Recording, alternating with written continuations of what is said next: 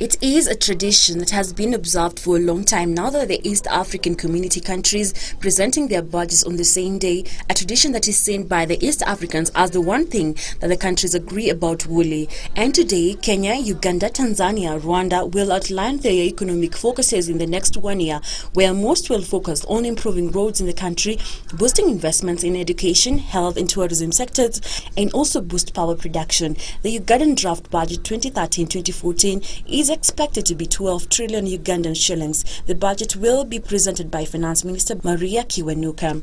Meanwhile, in Tanzania, a new wave of reform and transparency will be exercised. The government of Tanzania is expected to present the budget 2013-2014 to its nationals, with spending expected to rise by 17% to 17.7 Tanzanian trillion shillings. Development expenditure will be 5.15 Tanzanian trillion shillings.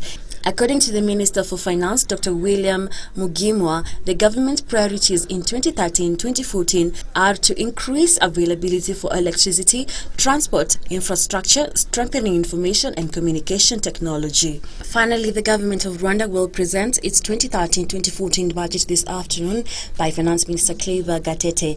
Government expenditure is expected to be Rwandan franc 1.6 trillion, up from over Rwandan 1.4 trillion this year.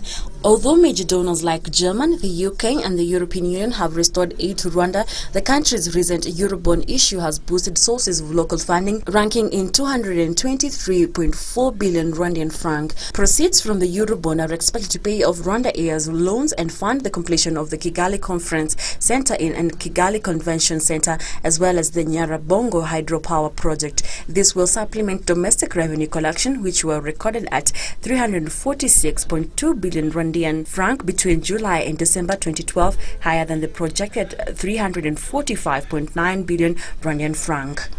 This is one tradition these four countries agree on wholly and have kept it for many years despite the constitutional reforms currently going on.